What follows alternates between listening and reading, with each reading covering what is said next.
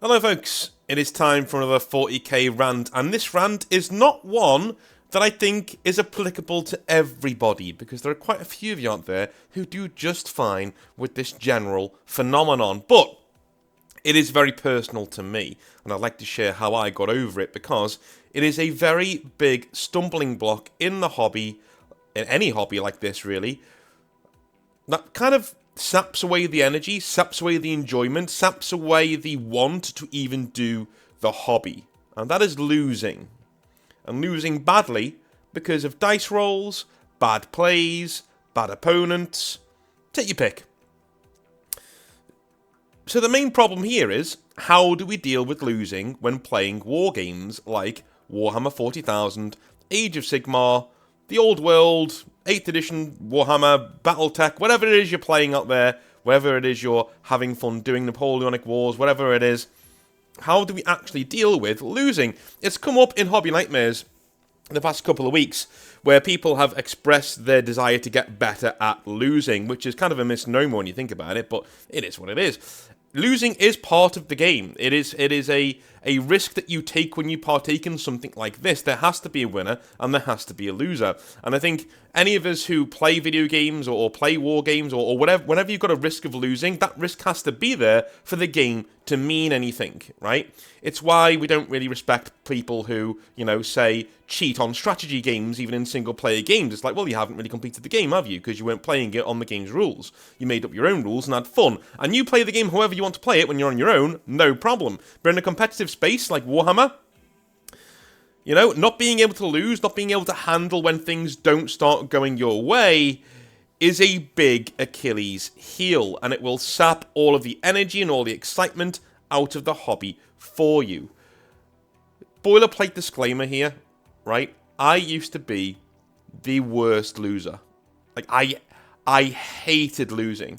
Especially if I was losing and I didn't understand why. That would trigger me in ways I could not even describe to you. It would absolutely boil my hackles to be playing a game like 40k. And you'd hold yourself back and go, listen, this is a game of toy soldiers. Am I really getting this angry? But then you realise, I've just spent 3 hours of my life playing this game only for the dice to go, no. Right? It's infuriating. I don't get... Well, I make sure I get free time these days, but back then, I did not get a lot of free time. So when I got free time, and it was squandered, I felt, because I was stressing to win a game, and I wasn't really enjoying it anymore, and even then I lost because the dice said so, or a gotcha rule came out of nowhere and ruined the game, or ruined the plan that I was going for. Playing opponents who would keep a gotcha in situ that they knew was going to tank my plan, only to release it right at the last minute. It's incredibly frustrating. And I think a lot of it, let's not be beat around the bush here, a lot of this is Warhammer's fault. A lot of this is Games Workshop's really opaque rules fault. A lot of this relies on them feeding into the frustration of players. It really does. Absolutely. A lot of the rules do feed into that. It's the reason why a lot of old greybeards who have played 7th edition and before, way before, you're talking 3rd, 4th, maybe even 1st, 2nd edition, they will talk to you about the times when they played battles and you didn't really get too many sore losers. You would get them. Yeah, you definitely get them. But the rules were robust enough that if you lost, generally it was because of a bad play you made, or the dice let you down at a certain point, and you can handle that. If I make the wrong tactical choice and I lose, I still get a lot of excitement out of that game, right? When I never had any chance of winning anyway because my opponent kept a gotcha till the last minute and then sprang on me in the last 2 turns that tanked my entire army and game plan, that leaves a bad taste in the mouth. It just does. When the rules are really grey, to the point that you're sitting there arguing for hours on end about rules and things like that, it takes away from the enjoyment of it. When the game absolutely tanks your entire army through no fault of your own, again, that takes away the enjoyment of it. You stand there and you feel like you've wasted your time. You feel like all of the time you've spent painting these models, all the time you spent playing this person, getting to the store, setting everything up, has been wasted because you have not enjoyed the game. Because you hate losing. I'm not judging you, dude. I don't judge you. I've been there, right? But I'd like to share 3 ways that I think you can get over being a bad loser. And again, I'm one of these people, by the way. Show me a good loser, and I'll show you a loser. I've always been on that way inclined. A football manager by the name of Brian Clough said that back in the day, right? Right? People said, "Oh, well, that other manager, he is a good loser, though. He's very graceful in defeat." And said, "Well, show me a loser. Show me a good loser. I'll show you a loser." No, you shouldn't like losing. Liking losing is antithetical to being an active man, especially a man, right? You should not like losing, but you should be able to mitigate losing to the point that you're not losing your temper over a war game. That's my point, okay? In a competitive sense, yeah, you should not enjoy losing. Losing should rankle you, and you should want to get better and improve. That's just the simple how we are, right? Or how we should be. But in a war game, there are ways to get around that, because at the end of the day, we are playing a game of toy soldiers, and there is massive parts of the hobby that would be tainted for us if we just gave into being bad losers the entire time. So it's very, very important to develop tools to deal with the fact that, you know, sometimes things may not just go your way, or your opponent may be a bit of a dick. Let's jump into them, shall we? With the first one being light objectives. Now, somebody brought up these in my video the other day when I mentioned what I do with my own army to make losing a little bit better. And he said, well, what you do sounds like cope. Here's what I do. And whilst I agree with his what he said you should do, I don't think it's cope at all, but I'll get into that a little bit later on. Anyway, light objectives. This is something that you can do with yourself and your army to make losing more palatable to you, right? Have a personal goal in mind. Now, this is more geared to competitive players. So narrative players, you can stick around, but this is more geared to players who want to get better at the game for a tournament or an event or something like that. Again, this person's comment stank of tournament player. I'm going to just say that right now. But let's jump in. Light objectives. Have a personal goal in mind. For this game you're about to play, right? If you're with your opponent, have a personal goal in mind that you want to hit. It could be as simple as staying within 20 victory points of your opponent. You're not strictly trying to win, you're just trying to get close to the guy, that's all. Achieving a goal, a cool deep strike charge if your army is set up to do so. Again, whenever your army is set up narratively or on in your list to do, make sure that you're hitting that one thing that your army does. Right? It doesn't matter if you've got a Talgun line. I'm getting one really cool charge off from Deep Strike, and I'm deleting 1 or 2 units with that Deep Strike. As long as I can perfect that technique, that's something I can add as another bow in my quiver. It's another weapon in my arsenal, right? Simple little things like that. Simple and light objectives are a great way to take the focus off of winning and losing and putting the focus on enjoying the game and getting better at it. Make sure that all your objectives that you take into the battle are doable in your mind. And you can see the battle as a success. Take success away from winning and losing in terms of if you're not at a tournament. Take the success away. Like you winning or losing doesn't matter. Getting better at the game is what matters. Understanding your rules is what matters. Being able to eke all of the power out of your codex and your list is what matters. If you can get better at certain techniques with your army during a battle, you've played a successful battle, competitive battle of Warhammer 40,000 or whatever war game you're playing in. Okay? If you're Imperial Fists, you want to hold an objective, do battle drills properly, right? You may even have a kill target with this main unit that you've got, this Death Star that you've built, or this character that you want to learn how to use properly, right? You may want to use stratagems and intertwine them, right? Try and do one stratagem links into another stratagem links into another stratagem. I'd find that tedious to play against, but if that's what you're going for as a target for you to do in a campaign, practice it. Have every single rep you do mean something. Have a clear goal in your mind. Write it down. Have bullet points. In this battle, I want to 1. So let's say I'm a Grey Knight player, right? I want to get better at playing Grey Knights. Well, because I'm going to a tournament. Right, in this battle, I want to, number 1, right? Charge from deep striking. I just want to charge from deep striking and make that charge stick and kill whatever I'm fighting. Or at least give it a bloody nose, right? Number 2, I want to teleport behind in my opponent's line at some point, right? In the current rules, that's what Grey Knights do. We teleport around. I want to teleport into my opponent's deployment zone and start wreaking havoc. If I can do that, great, right?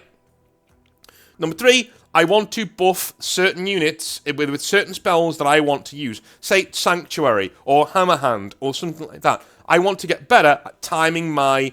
Like, this is more of a nebulous one. I want to get better at timing my psychic powers to aid my army. But the first 2, those are my objectives for this battle. If I do those 2 objectives, I've won in my mind. I've won this battle because I have gotten my objectives down. I did what I came here to do. I'm practicing what I want to practice.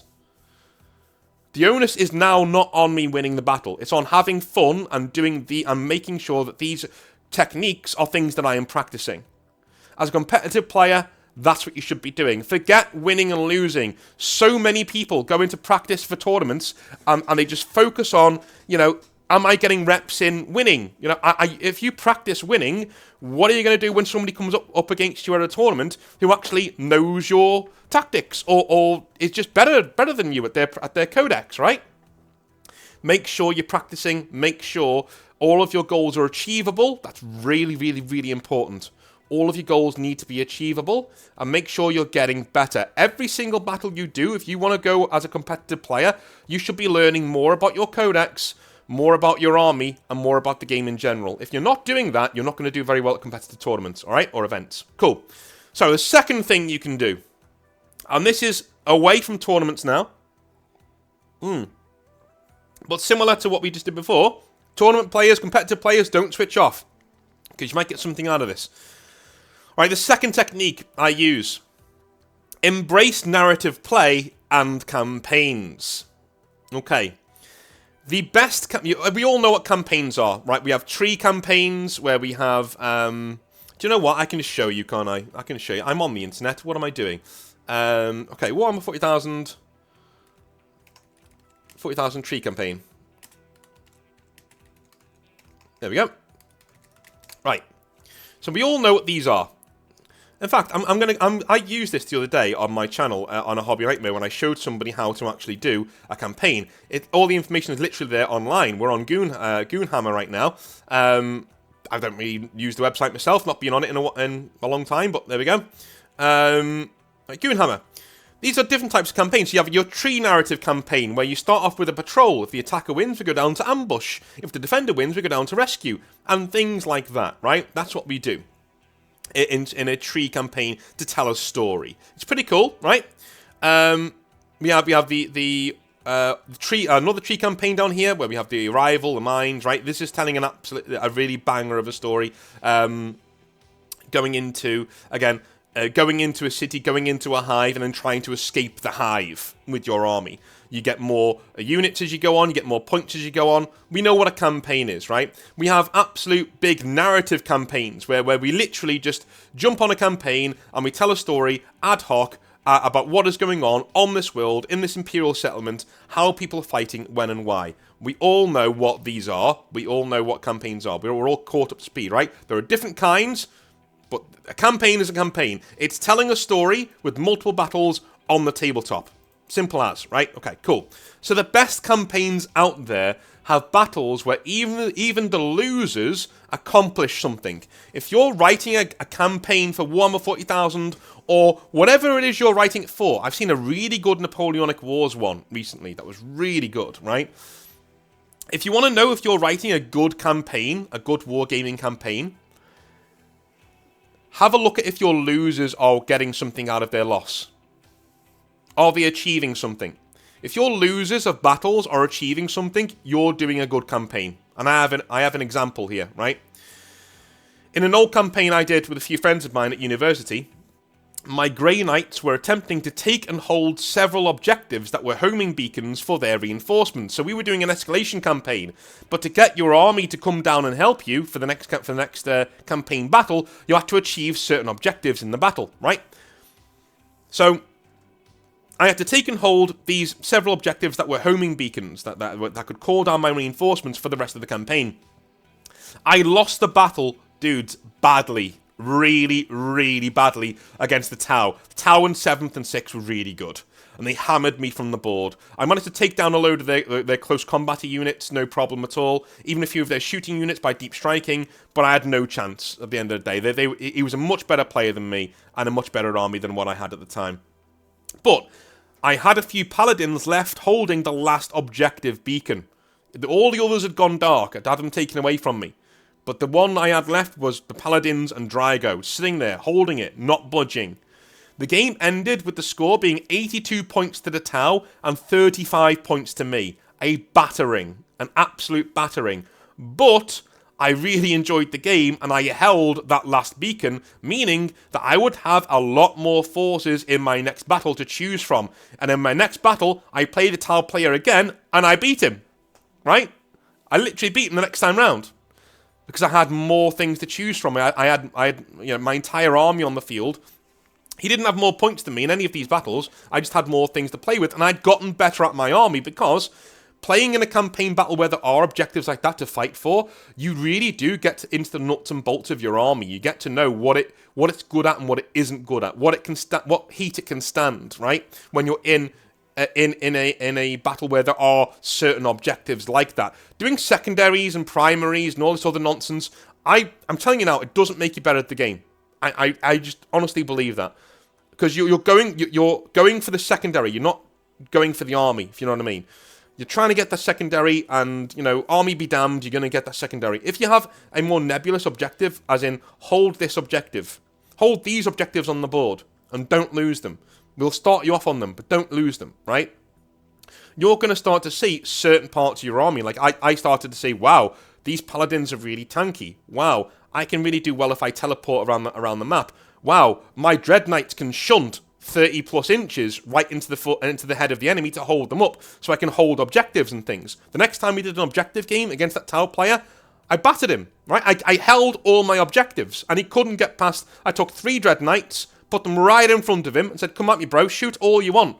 I might lose 1 or 2 Dread Knights by turn 4. Brilliant. But I've already secured all the objectives, and I'm battering your forces apart to even get anywhere near to them. And I won the second game. But that first game, I lost really badly. The Tau player had a great time and achieved his own objectives in that game too. And he won the game.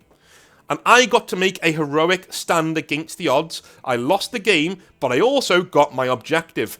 Well-written campaigns generate battles that live along in the memory, and sure, you're trying to win, but you're thinking and acting like a general, and at the end of the day, that's what we're here to do. If your campaign allows for the losers of certain battles, or even every single battle, to get something out of your campaign, you've written a good campaign.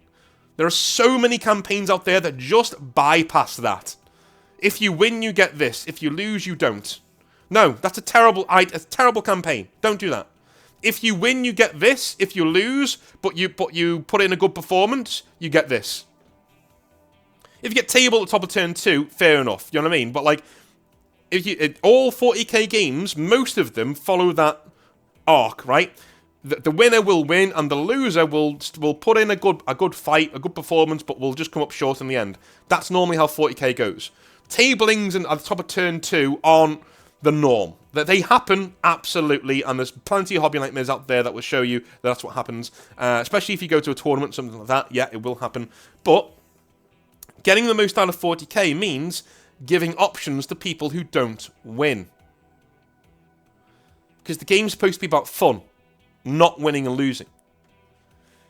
Which is really, really weird, because Games Workshop still say that.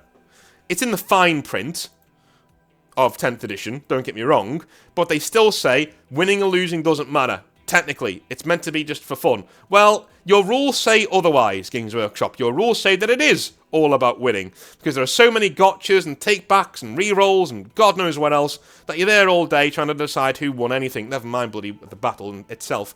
Anyway, let's head to what I do, personally, with my army these days. And if you saw the video the other day, you already know what I'm about to talk about, but I'm going to talk about it anyway. Alright. Number 3, the final point, is have your own narrative.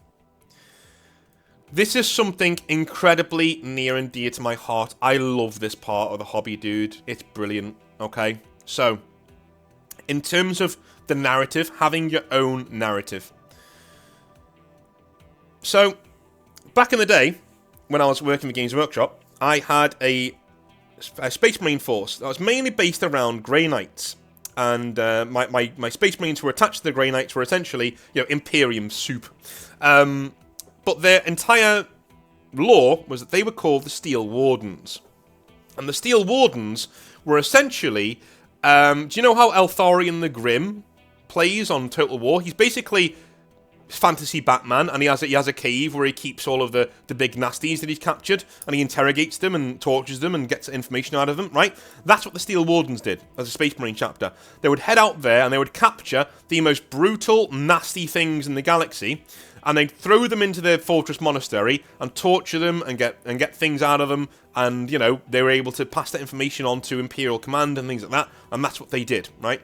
So, every single battle I would go into, I would look at a certain unit. Normally, it was a troop unit or something, right? And I'd say, okay, in my mind, that troop unit had some information on them that I needed to get. So, I needed to engage with that unit, with my forces, not wipe it out, but to get into close combat with it, which would mean that in my mind, we're abducting one or two of the people from that unit to take back and basically interrogate, because that's what we were sent there to do. Of course, I'm trying to win the wider game, but I'm also trying to get my own narrative objective done.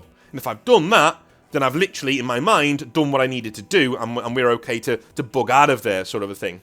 Now, over the years, this has gone on to, in several different incarnations, now we have the Emperor's Wolves, who are essentially Astartes killers. They're Astartes assassins. They are sent by, the Imperium itself to take down renegade chapters of Space Marines. And they're very, very, very good at it.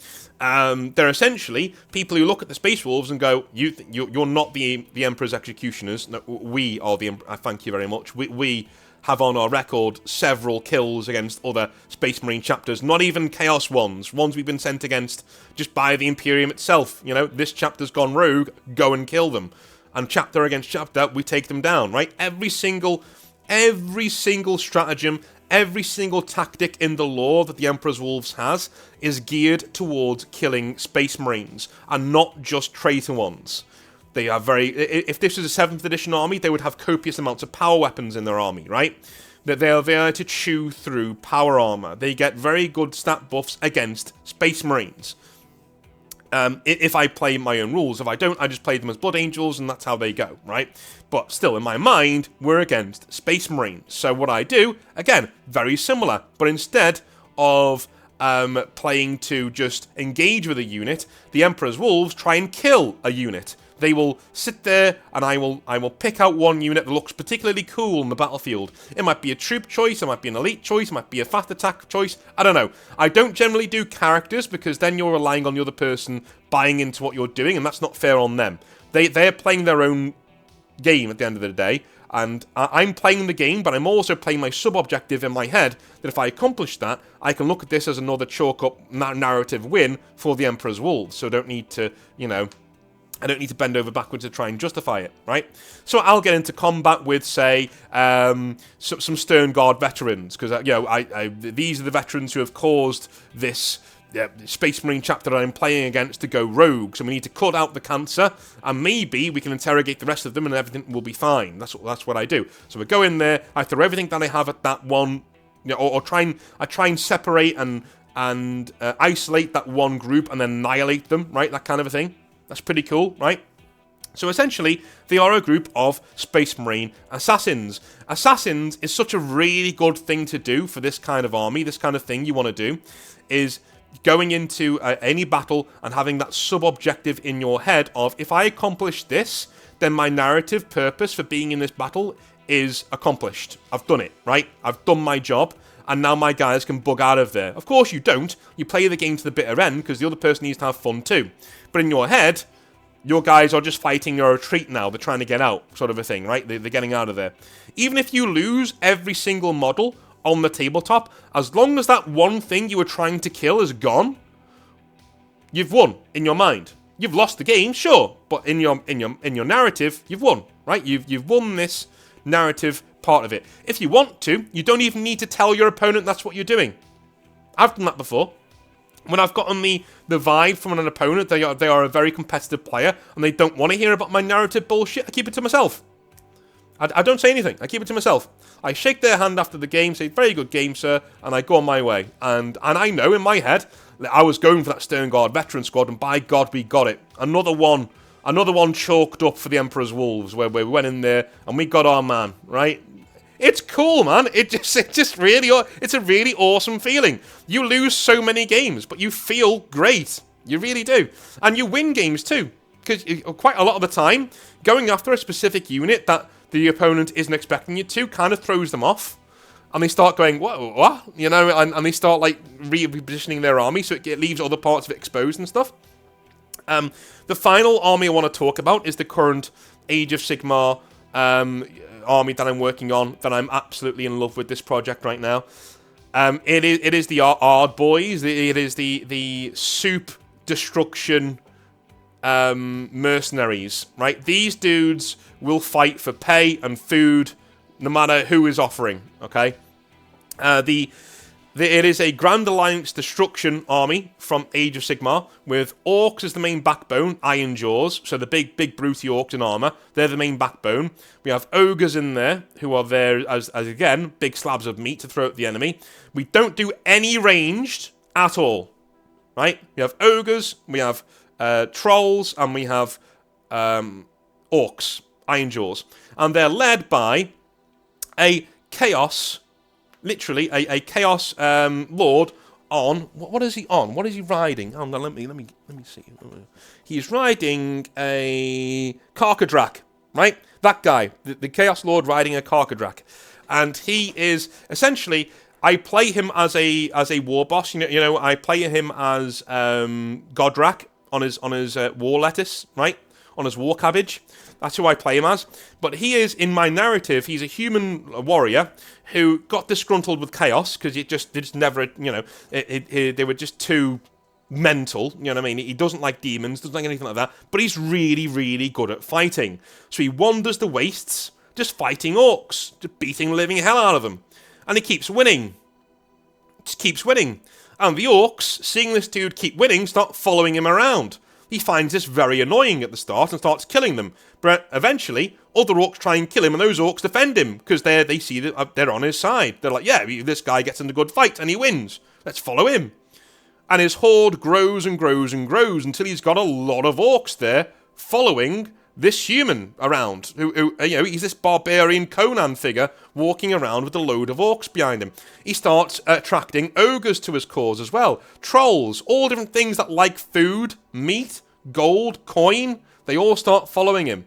And they're all big, brutish lads. And eventually, our human general guy, he starts taking jobs from the civilized kingdoms of this Age of Sigmar setting. Yeah, you want me to fight for you? No problem. Give me some food for my ogres, some gold for me, some war material for my forces, and keep my lads happy with a good fight, as in the orcs, and we'll be alright. We'll get some scrap for them so they can patch their armour up. Yeah, we'll fight, no problem, right? And that's what they do. Every single time they go in there, that's what they do. And I have a contract system in my head that sometimes I let my opponent engage with if they're up for it, right? Where I say, look, what do you think they should have been contracted to do against your army? And they'll say, maybe take this objective over here because I'd like to be defending the shrine. Cool, fine. That's what I do. I head directly for their objective, and I go for that, and I'm taking that away from them, right? This is more of a back and forth idea. This isn't really an idea you can keep to yourself, but people really do seem to engage with the idea. They really like the idea of like having this narrative of a mercenary force of destruction just coming their way, and you know, you're in my way, son. You know, like we're here to take you out, or we're here to take out this one unit over here, or you know, you can definitely do that with this army as well. You can take out single units. Try not to use characters. I try not to do that because, again, we're getting into the more controversial side of it now, okay? But I do want to say, I have found, I said it in the video the other day, a really, really, really cool model of an ogre sitting at a desk counting gold coins. I'm going to put him at the back of my army in every single battle we do. He does nothing. He doesn't do anything. He just sits there counting coins. And he's the tally man. He's just sitting there going, right, we killed that unit. Right, good. We killed that unit. Good. Right, good. And all my force is there to do is kill as much stuff as possible for the client. That's it. That's it. And the tally man makes a note. Right, that's 300 gold for that one. 300 gold for that one. And that's another unit down. 300 gold. Right, and that's what he does. In my mind. And dude, it works so well. We played it in Spearhead. It works great. And we played it in smaller games of AOS. It works great, and I'm loving it right now. But anyway, the controversial side of this. There are a few things to do with this that you need to take into account. Your opponent is there to have a good time as well. Okay? So if you get the vibe that maybe they wouldn't be into your idea of having your own narrative for your own army, just keep it to yourself. Keep it to yourself. At the end of the day, it does its job if it makes you better at losing. Or makes you not get so upset about losing. So just keep it to yourself. Don't bother with it. It's fine, right? But if you think you're getting a vibe from them that they're really into stories, they're really into the hobby, and especially if they're talking to you about the story about their army and how they collected it, then open up and say, hey, well, this is what my army does, and I've actually got this technique that makes me like a better loser. That always perks people's interest. They're like, oh, better loser? Okay, do tell, right? Because everybody hates losing. And say to them, well, my army Space Marines here are Imperial Assassins. We're here to take down a certain objective. And usually, I pick a unit of the opponent, and I'm there to kill that unit. And if I kill that unit, in my mind, my force has won the battle, right? Even if I lose the game, my force has won the battle in my mind. So yeah, do you want to engage with that? Or I'm happy to just do it in my own head, but like, most people go, sure, yeah, which one do you want to go after, right? Try not to go after anything that's too important to the game, okay? Because then if the other person plays into what you're doing, they're handicapping themselves, and that's not fair, okay? Go after a shoot choice. Go after something that doesn't seem that big, doesn't seem that important. And also, on the flip side of that, you can use this technique as like a smoke screen, a sieve, for the players you actually want to play against. Whenever I've used this technique in a game with somebody, and they've gone out of their way, like say, there was a Necron player a while ago. There was a Sisters of Battle player who did this as well. But anyway, there was a Necron player a little while ago where I was in a game with him, and at the start I told him about this thing that I did with my Space Marines. This is when I was playing Steel Wardens, right? I told him that I was there to get in contact with what this one Necron warrior unit that he had, and I was like, yeah, so my guys are going to go for them. That's the narrative of my team here, right? So I'm here to win the game, don't get me wrong, but in my head, even if I lose, as long as I get into base-to-base contact and I wipe that unit out, I've won the game in my own head. He went, huh, sure, okay, that kind of attitude. So he was going to win the game anyway. Like he had a much better army than I did, right? An absolutely much better army. But if he played the game normally, I would have gotten into that unit and killed it, right? But what he did was he set up that unit right at the back of the board. And I mean right at the back. And he put all of his units around it so that I couldn't deep strike into it. Yeah. Then went straight forward with his monoliths and his Catan and wiped out most of my army and just giggled the entire time, saying I couldn't even get my own narrative thing off because, it was gleeful for him. He loved it, right? Now, I then put that person in the never fucking play him again list because that's not the kind of person I want to play with. And this kind of a thing is really good for doing that. It's really good for sieving out all of those players that you're just not going to vibe with. You're just not going to get on with. Like, if the person isn't interested in what you say about it completely, then, maybe it's just not their thing, that's fine. Just don't play with them again. Or if you do, only play with them as a last resort. Because at the end of the day, your hobby time is precious and you want to play with people who are going to accentuate your good time rather than put a limit on it, right? But if you get somebody who, that giggles at it or says, oh, well, yeah, I'll get involved with that, and then they go out of their way to basically stop you from doing it in a way that's unsporting, yeah, don't play with that person again. Absolutely. If they want to engage with it in that they know, like their force knows that you're going after that unit, I've had that before. I've had people say to me, well, what if my force, can I get involved with this? What if my force knows that you're going after this one specific unit and we try and protect it? dude, that's a really cool narrative. I'll do that. Yeah, because now I know that we're playing on an even keel. He knows what's up. I know what's up. Everyone's having a good time. But if you set up the battle later on without even engaging with me and saying, and you go out of your way to do snide things, like not even shoot with that Necron Warrior unit, but run it away from all sorts of anything that's going on, dude, that's weak as fuck, and I don't want to play with you. Like, simple as, right?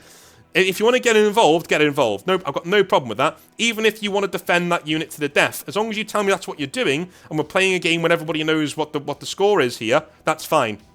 But by snidely walking that unit away from mine and tar pitting it with things that make sure I can't deep strike and I can't shoot at them because they're in cover, and there's no other reason for you to do that than being a dick to the person who just has this thing in their head that they want to do for their army, right?